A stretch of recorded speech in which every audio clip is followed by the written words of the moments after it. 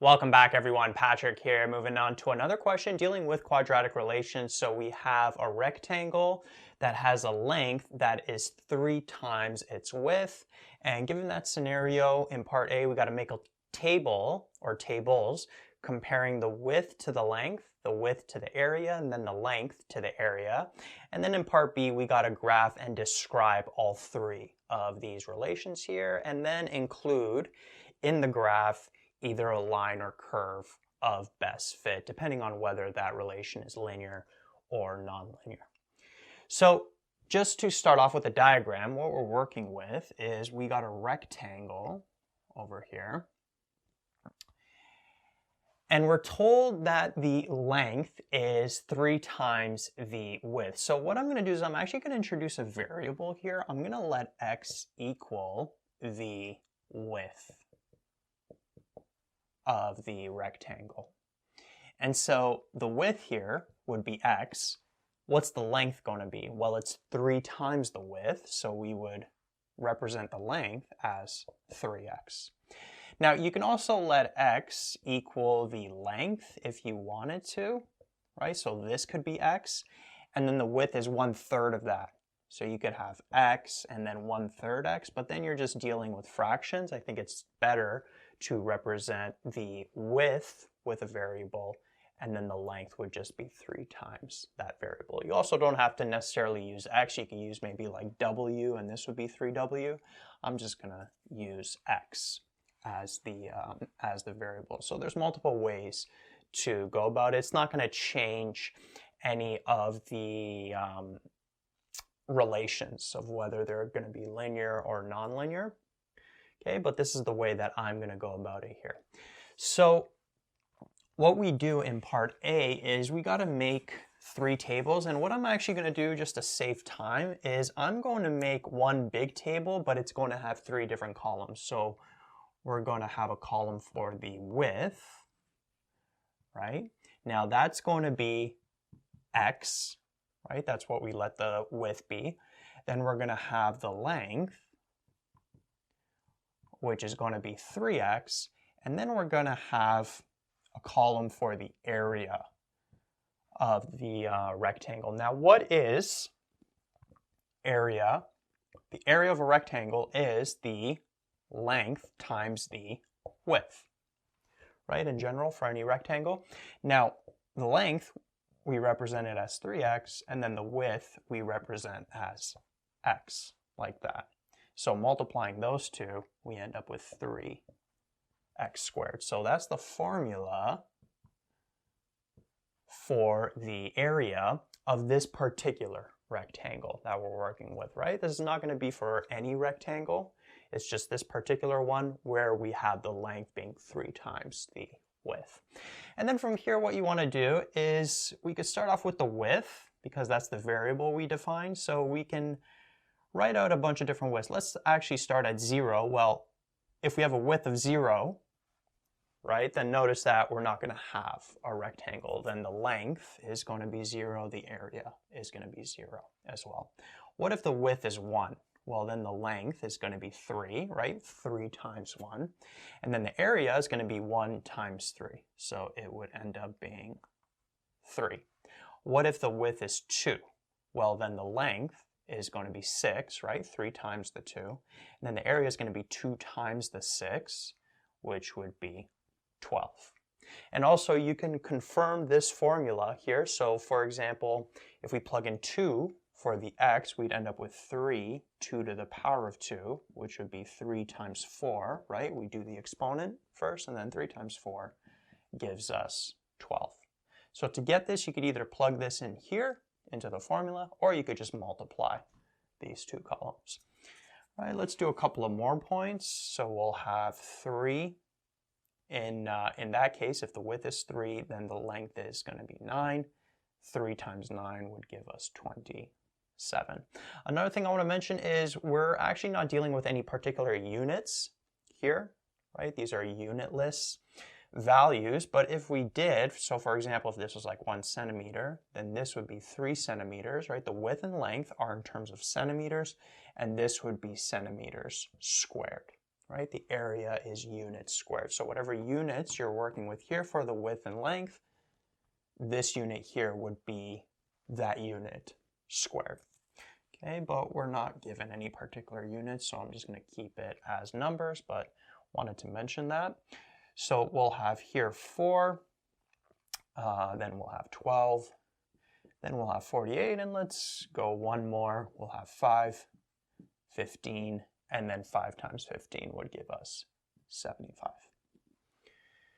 Right, so we have a big table here, and so in part A, we're supposed to make 3 different tables. So what you can do is when we're comparing the width and the length, you can just take out this column here. And so you would have a table with these 2 columns. Or if you're comparing the width and the area, you could take out this column and it would just be these 2 columns. Or if you're comparing the length and the area, you could take out this column and it would just be these 2, right? If you want to make those 3 tables, I just kind of combined it into one to save time. So that's the table. So that's part A. Now the graphs, I'm going to make separate graphs. So let's first compare the width to the length. How is that graph going to look like? Well, if we let this be the width, this be the length, and let's go 1, 2, 3, 4, 5. So we'll have 1, 2, 3, 4, 5. And then the length, let's go up by 3. So we'll have 0, 3, 6, 9, 12, 15. 3, 6, 9, 12, 15. So what's going to happen when we graph these? Well, first we'll have 0 and 0, which would be over here. And then we would have 1 and 3. So a width of 1 gives us a length of 3, 2 and 6, 3 and 9, 4 and 12, and then 5 and 15. And so notice, how does the width and length relate? Well, it's a linear relation, right? If we graph that, that would be the line of best fit, and it's not even a best fit, it's the actual line, right? All these points lie on a line. They actually lie on the line called 3x over here, where we're letting this width be x. Okay, and then the length, if we, for example, let it be y, then we'd have a formula y equals 3x, right? And so y equals 3x, that's this line over here. So for comparing the width to the length, that relation is linear, right? And we could draw a line of best fit. Now the next one, I think it was the width and the area. So let's actually erase this. I think I'll need a little bit more room for this one. So how is that going to relate? So if we have the width down here, so we'll have 1, 2, 3, 4, 5. And then the area, it's going from 0 to 75, so let's go up by 10. So we'll have 1, 2, 3, 4, 5, 6, 7, and then 8, right? So we'll have 10, 20, 30, 40, 50, 60, 70, and then 80, and then the width is 1, 2, 3, 4, 5. Right, so when we compare the width, sorry, I forgot to label this axis here. When we compare the width to the area, it's going to be a completely different graph. So starting with 0 and 0, so the table that we're looking at in this case is without this column. Right, so you could sort of forget about this column. We're just looking at these 2 columns here. So we'll have 0 and 0. We'll have 1 and 3, so that's going to be like down here. And then we'll have 2 and 12. So that shoots up to like over here. Then we'll have 3 and 27, which would be like up here. 4 and 48. So notice, as we're increasing the width linearly, right? We're just increasing it by 1. Notice how much the area is jumping, right? Here there's a difference of 3, but notice here there's a difference of 9, then 15 keeps going up, right? So the area is increasing at a faster rate than the width is.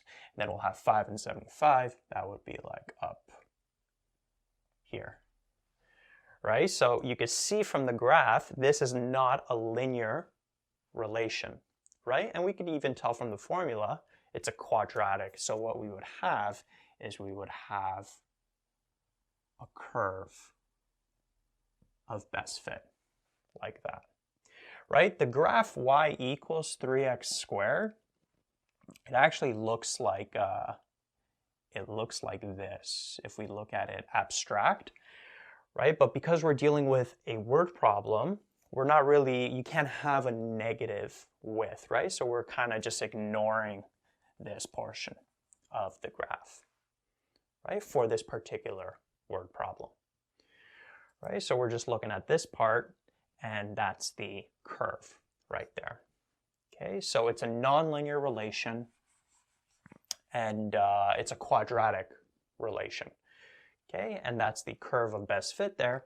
And then if you were to create the graph for the length to the area, it would actually be the exact same as this. It's just this x-axis would be different.